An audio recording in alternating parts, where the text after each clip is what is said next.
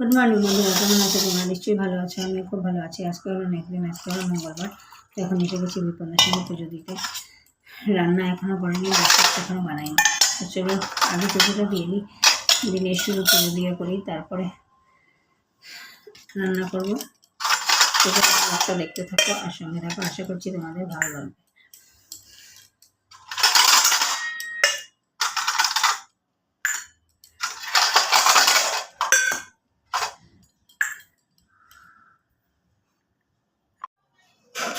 বিপত্তারিণীর ব্রত কথা আরম্ভ।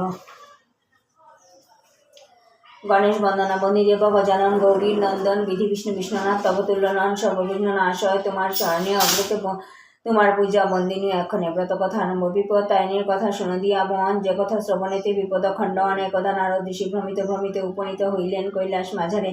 হেনকালে হরগরি বসে সিংহাসনে নানা কথা নিয়ে রহে রহে আলাপনে দোহার চরণে নারদ প্রণাম করিল। সম্মতি শিব শম্ভু নারদে বলিল, হেন অসময়ে কেন হরি কৈলাসতে আজ কহবস্ত্র বিস্তরিয়া কিবা তব কাজ করো জুড়ে। মহামণি বলেন, শম্ভুরে জিজ্ঞাসিতে কিছু কথা এনু তব কাছে।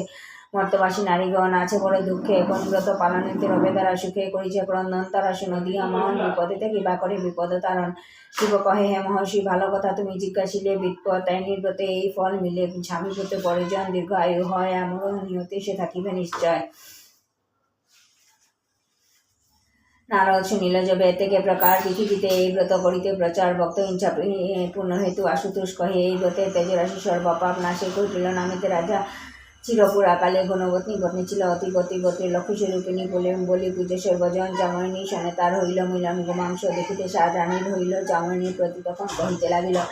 একদিন সঙ্গোপনে রাজরানী কয়, দেখাবে গোমাংস মলে বলি যে তোমার জাময়িনী কয়, মাগো কি কথা বলিলে শুনে যদি মহারাজ চড়াবে মনে শুলে।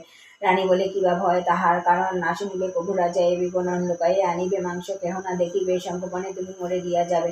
জাময়িনী শুনি গেল আপন ভবন, পরদিন মাংস লয়ে আসিল সত্তর। মহারানী মাংস লয়ে প্রসাদে আপন সবাই লুকাইয়া রাখে করিয়া গোপন।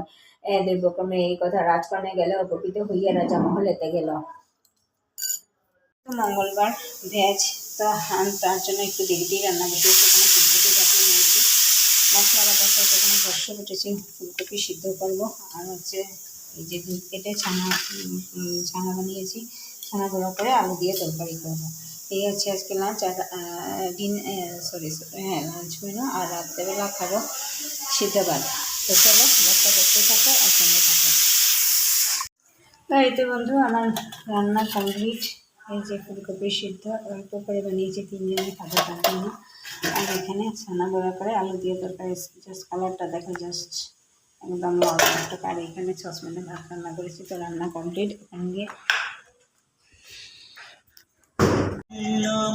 এখন বাজারে গেছিলাম, বলেই তো গেছিলাম। তো কী কী আনলাম, একটা অলিভ অয়েল এনেছি যেটা, আর হচ্ছে এই যে পেন্সিল ব্যাটারিগুলা, একটা পাস্তা, একটা সুপারি, আর এই যে আমার জন্য একটা চপ্পল, আর মেয়ের জন্য এই স্যান্ডেল শুটা।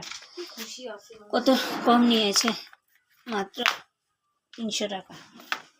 তো কমেন্ট করে বলবে কীরকম হয়েছে। হ্যাঁ, এই ব্লগটাকে এখানে শেষ করছি।